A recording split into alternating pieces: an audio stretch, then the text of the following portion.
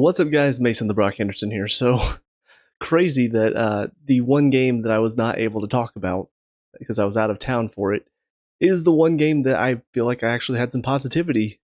But the very next game, geez, Maresca just took the brain out again, misplaced it somewhere. Because oh my god, what a terrible, terrible lineup. But before we get into that, let's talk about Tottenham. Because obviously, that game is much more exciting to talk about because there were goals and controversy and stuff that actually happened. So, yeah, first of all, the lineup at Tottenham, much better. Obviously, I don't like having Gusto in, but I realize he's trying to manage James' minutes because of his paper thin hamstrings, trying not to injure him again. So I understand it, but he was definitely the outlier as far as the starting lineup was concerned.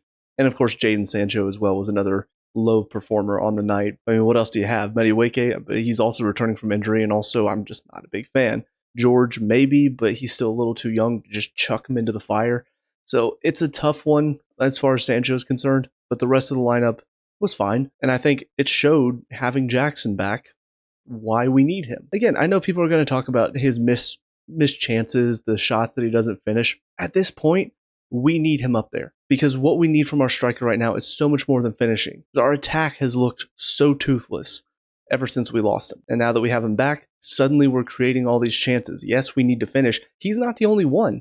There are several people that need to work on their finishing. And especially when we get to Brentford today, it was really bad. But looking at the Tottenham match, the big performers, which I know everybody's already talked about already, but obviously Caicedo had a monstrous game. Cucurella was really good on the left back. Enzo obviously got himself the goal and looked good overall. Palmer looked a little bit more like himself as well in getting the assist. I'm hoping will build his confidence. Of course, then we get to today, and he's benched for the first half, so I don't know what that's going to do for his confidence. But everybody else outside of Sancho and Gusto just did fine. Chalobah and Colwell in the back, they did okay. Nothing phenomenal, but they held it down for the most part. Neto looked somewhat dangerous, but wasn't phenomenal on the right side. And then Sanchez, had his mistakes, but then also had some good saves. So I would say that's a very typical game for him. But of course, we do have to talk about the controversy because, VAR with the 4 or 5 minute delay to figure it out. And this is just where I think ultimately VAR needs to be restructured. Part of the problem is I think the best way to do it is going to cost the league more money, which they're not going to do. But the best way that I've seen VAR handled was I think when it was first introduced in, I think, the World Cup 8 years ago, 9 years ago maybe. I don't remember how long it's been. But they had 3 in the booth, and it had to be 2 out of 3 to overturn the decision. That makes so much more sense. Instead of having one idiot running the box, one idiot referee, have an idiot referee, maybe a former player, maybe a former coach, somebody who understands the game more than a referee does. Just have 3 people up there. And it's got to be 2 out of 3 vote to overturn the decision. And obviously they're adding the semi-automated offside, so hopefully that'll cut down on the time needed to draw the little lines and stuff and make sure we're checking the right players. It's Colwell. Colwell's the one that headed the ball back, that Bergvall headed out to Caicedo. Check and see if Colwell's offside. He is? Okay, we move on. Why do we have to check everybody else that was around the ball? That was so dumb. And then for the SAR one, I mean, that's an example of have 3 people look at it, and 2 out of 3, if they decide it's a red card, that's a red card. Because that's what took so long. I know some people thought, oh, well, he's looking at it for 5 minutes. He's trying to figure out if it's a foul. No, it was very obviously a foul right away. They were checking to see if it was a red card or not. Just take the decision out of his hands so he doesn't have to sit there and go, well, did I make the right decision first? No, take it out of his hands, make it 3 people's decision instead of just one. Problem solved. They have, let's say, 30 seconds to make the decision. They go heads or tails, like heads for agree, tails for disagree. It's so easy. But again, the problem is they'd have to pay 2 more people to be up in the booth. They're not going to do that because that costs more money. And we know all they're about is just making money. But it would make it so much more simple. It would make it so much quicker. We would not have to sit here and deal with all of the BS that we have to watch. It's just really frustrating. But as far as my opinion on SAR's challenge, I do have to say this is, the 3rd or 4th time that we've had a studs up challenge going on one of our players, and it was just a yellow. I mean, Palmer took 2, one from Martinez against Man U, one from Ndidi for Leicester, and now we've got Caicedo taking a studs up challenge from SAR. Pickford went studs up, straight leg, 2 foot into Gusto. didn't get a red card for that. So you just have all these instances specifically for our team. And I know other teams will probably point out a couple where it happened to them and they didn't get it. But especially because, Palmer was 2 of them and now Caicedo is 1 of them. Those are 2 of our best players. We need our best players protected. We do not need to lose them because some idiot goes in and studs up, takes them out, tears up their ACL or something, and now all of a sudden we're shit out of luck. So it's just really frustrating that studs up suddenly is not red card, which it has been in the past. I don't know when that changed and suddenly now, oh yeah, you can go up with those dangerous metal studs and catch somebody high and it not be a problem. But yeah, so Tottenham match, overall is a good performance. Even how we ended, Maresca deciding to go with a back 5 and really pack it in and not keep going with the same naive tactics and basically play into Tottenham's hands and give them a chance to equalize at the end. I think those were good decisions. But then we get to Brentford today, and I don't know, like I said, I don't know what happened to him. I don't know if he just lost his brain, took his stupid pills today, but that lineup in the first half, terrible. And it's what cost us the game, ultimately. Because we saw in the second half, you bring Jackson on, you bring Palmer on, you bring Neto on, suddenly we're creating chances. It's weird. It's almost like having none of those 3 that have been your most dangerous players for majority of the season. It's almost like not playing any 3 of them was a dumb decision. That's what blew my mind. It's not that he put Nkunku up top.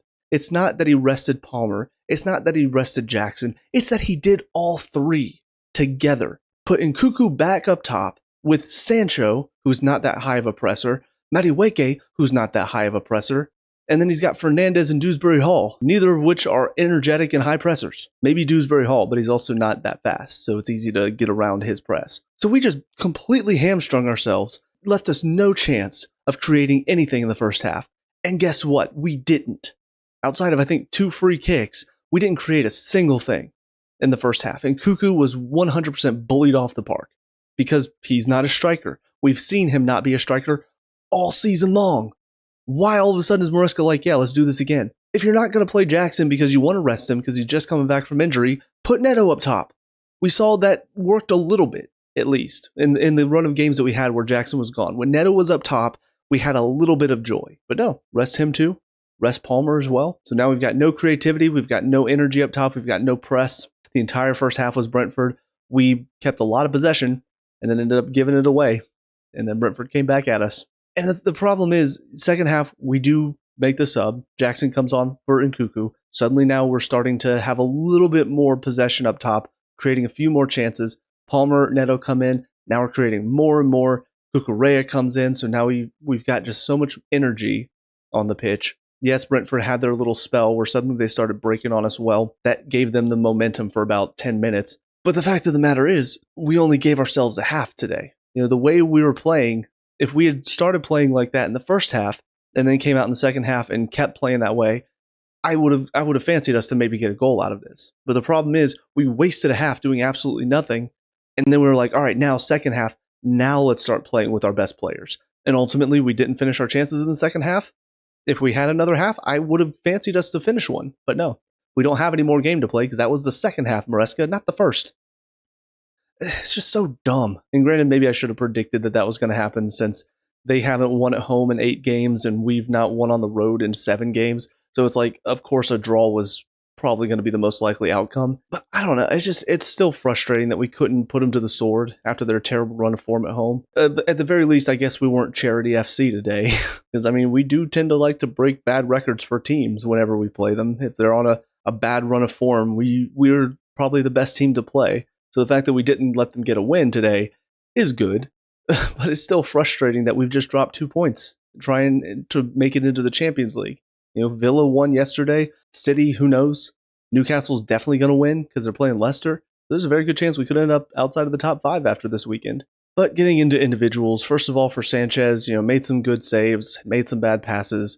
I still don't know why we continue to play out from the back whenever he's in. I don't get it. Until we get a keeper that is capable of doing that, stop playing through Sanchez. But we still do it. And that's where I don't jump on the whole bandwagon of, oh, Sanchez, he's just so terrible. He keeps making mistakes.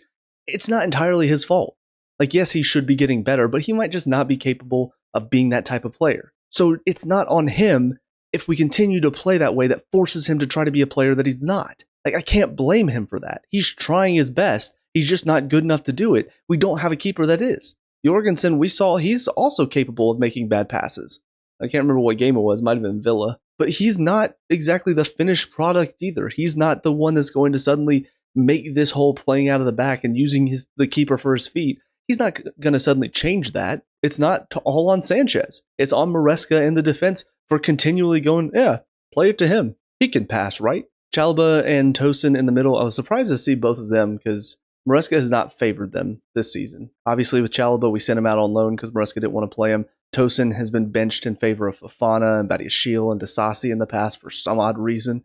So I was really surprised to see both of them. And Colwill, for some reason, not playing this one, maybe just to rest his legs for midweek. I thought both of them handled the pressure fine. There were a couple of moments where they weren't tracking the runners very well, or there wasn't that much organization in the back line, which starts from them. But overall, they did a fine job with it. The real problem in our defense today was our fullbacks. Gusto, we got, I think, a little bit of a glimpse last season of the player he can become, but I think right now he's just not there. And he's getting exposed this season, that he's just not up to the pace of the Premier League. His passes are pretty bad. Defensively, he's getting run by. It's just not good enough, and we need a better option over there. Problem is, with James today, we saw he's still very capable of being the lazy player that we've seen before. I mean, how many times have we seen this where he's on the ball and this nonchalant play that, oh, he's just so good, it makes it look like he's not even trying. No, he's just not trying. There were 2 examples where all he has to do is just play it out. You know, he's got, I think it was Mbumo right next to him. All he's got to do is just play it out and miss him. And instead, he just lazily kind of flicks his foot at it and flicks it right into Mbumo. And now all of a sudden, Mbumo is either in on goal, or the second time they were running down the line and Tosin ended up having to take a yellow. And there are several moments of that just throughout the game where he's on the ball and there's just no urgency, even though there's several players converging on him. And he doesn't necessarily lose the ball in that moment. Without that urgency, now we've suddenly basically pinned ourselves in. The chances around him, the passes, the options around him are gone now because he's taken way too long to figure out what he wants to do because he's just taking his time. Nice little lazy touches. And now pressure's on. He beats the first pressure, but his option's gone because he's taken too long with it. And now he's got to pass into a dangerous position. Occasionally it worked out. Sometimes it didn't. And they win it back, and now all of a sudden it's dangerous. I've complained about that in the past with him. I've complained about that laziness, that lack of urgency that he has, and it's very frustrating, especially coming from your captain. You want him to be leading this team, kind of what we saw with Azpilicueta, where he was not really a vocal leader. He was not really you think about Terry or Gerrard, you know, those leaders that kind of grab the team and like, yeah, let's go. But Azpilicueta led because of his performances and his work rate. Those were phenomenal, and it buoyed the team to do the same whenever he did that. With James, it almost feels like he's doing the opposite. Like his lack of urgency, his lack of intensity drains the energy from the rest of the team. And now all of a sudden we're playing so slow. And it's so easy for a high-pressing team with a lot of energy to cause us trouble like Brentford did today. Into the midfield, Caicedo, Fernandez, Dewsbury-Hall, all of them were probably, at least throughout the match, were probably our best players. I know that's weird to say about Dewsbury-Hall, but I mean, he worked hard. Like I said, he doesn't quite have the pace, also doesn't really have the strength at this level, but I liked what I saw as far as his energy today, trying to make things happen, trying to win the ball back. Physically, he's just not capable of it, though. Caicedo, I mean, once again, just doing everything he can in the middle of the pitch to make sure Brentford didn't have free run of the field. Did okay with it for the most part, but you could see there are moments whenever he does get the ball back, there aren't many options because there's not enough movement from the front 3. Fernandez, I thought was okay, but I will say today, I mean, he's obviously been in a good run of form as far as scoring recently, when you think about not just Chelsea, but with the international team as well. But today, the shots he was taking, I mean, it's just not on. You know, long distance shots, about 20, 25 yards out, they're not well placed. It's just hit with power, most of the time rising. Sometimes it's just right at the keeper. It just felt like he was doing that a little too much in the second half. Whenever I'm looking around, I'm seeing there are other options available. We can get it out wide to Neto. We can maybe slip it into Palmer and see if he can strike it, because he, I think, strikes the ball a bit better. But I think his overall play today was fine. But now getting into the 3 that I'm absolutely going to rip into. First of all, from Sancho, I mean, how many more games do we need to see that he's just not got it? And what's disappointing is we saw he can, but ultimately you look at his CV, you look at what he does. This is what he does. He starts well, a lot of energy, a lot of work rate, a lot of creativity. Then he just fades away. And I don't know why. It's probably a mentality thing, more than likely. But he's just not mentally a good player. And it shows time and time again. So ultimately, at this point, I think the best thing for the club to do, because we've already got the 25 million, and obviously I know people have been talking about the 5 million to send him back to Man U. I think the best thing to do is just bring him in and then hopefully see if Dortmund will want to take him back for maybe more than we paid. I don't know. Probably not. We're probably going to get 20 million out of him. But I think ultimately that's going to be probably our best bet. Then Madueke on the right side. He comes back for his second game since returning from injury, and same old Madueke that I'm used to seeing. Lack of energy as far as pressing, as far as working for the team. But then when he gets on the ball, he's creative. He's trying to make things happen, but he's very selfish. And so more often than not, he runs into trouble. He can't find any options because he's dribbled himself into pressure. And the best thing he can do is have a shot and then one out of every maybe 50 fly into the top corner. He didn't have one of those 50 today. So he was completely useless. And it's funny because I know people were saying that not having him was hurting since Neto and Sancho have not been the most creative recently. But I'm sorry, when he plays like this, he doesn't help us as a team. The team suffers whenever he's on the pitch and he's playing with this sort of selfish attitude, this I need to score attitude, because all he does is just give the ball away. And then Nkunku up top, I mean, I don't really need to say much. He was just terrible today. That's basically it. I just don't think mentally right now he wants to be here. He doesn't look like he does. I could be wrong. Again, the fact that we've moved on Felix on loan, even though he fits Maresca's system a lot better than Nkunku does, I really have to question Maresca and ask, what are you looking at? I'm sure Felix probably wasn't happy with how little he was playing, and so maybe he caused an issue, and that's why Maresca wanted him out on loan. I'm looking at those two profile of players.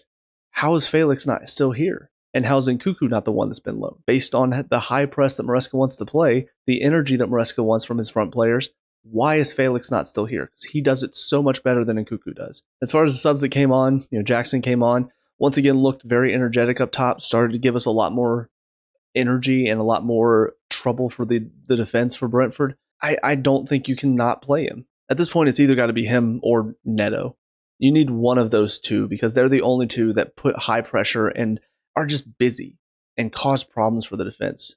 Nobody else does it like they do. And for Jackson, I mean, if he's fit, I get wanting to rest him. I get not wanting to play him every match. I totally understand that, but you've got to play him as much as you can. You've got to at least start him in these matches and then maybe sub him off at 60 or something while he's getting back to full fitness, because based on what I saw today, we can't start matches like we did today. We can't start with that so low energy up top, and we need a player like him there. Palmer came on, obviously didn't get himself a goal and didn't get an assist today, but I'm seeing a lot more of the Palmer that I'm used to seeing, the clever little interchanges up front, the getting out of pressure that sort of opens up a shot for himself.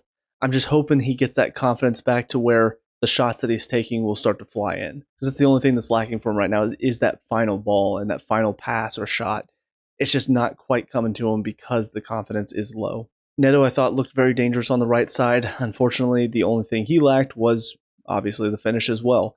And he did put in some good crosses that unfortunately were just not finished by the people on the back post. But I think he just brings so much more energy on that right side than Madueke brings, and you could tell they were struggling to contain him over there. That's a lot of where our best chances came from in the second half was through him.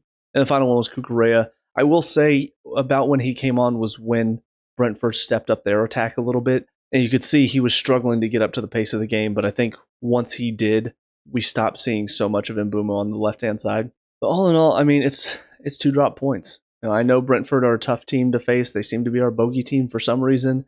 I know we beat them earlier this season. They're just that team that we struggle to pick up wins against for some reason. A draw, some people might say, is not a terrible result, but it's just not good enough. If we really want to be in the Champions League next season, if we really want to be top 5 and get in there, we're not going to do it by performances and results like this. We're not going to do it by having Nkunku up top. It's just not going to happen. So unless Maresca can figure that out, unless Maresca can change how he's having us play and figure out a solution, I'm just not confident. And we've got 3 matches that are winnable, and then we've got 4 that are going to be really tough. So we needed to pick up a win here. We need to pick up 3 more wins after that, and then just hope to pick up maybe 1 win and some draws at the end of the season to really give ourselves a chance. But as it stands, I'm not confident we're going to win any of the next 3 matches, and I'm not confident we're going to get much of anything out of the Final Four. It's where we are, it's where this board and all the idiot decisions they've made have put us, and I think Villa's a great example of that's what a transfer team does in January. That is what a transfer team does to make sure that the team can still compete for the final half of the season. They bring in players that make the team better, not what we did, which is sell players that could have made the team better, loan players that could have made the team better, and then bring in some kid that's not even going to feature in the team this season. Anyways, all that being said, those are my thoughts on the game today and the Tottenham match. Let me know what you guys think down in the comment section below. What were your thoughts on these 2 matches? Let me know. We can talk about and discuss all that good stuff. Leave a like and subscribe for future Chelsea reviews. Also, check out the channel. We have a lot of other reviews on there as well, some Let's Plays, so check those out if you have time. But until next time, I hope you guys have a great day, and I'll talk to y'all later. Peace out.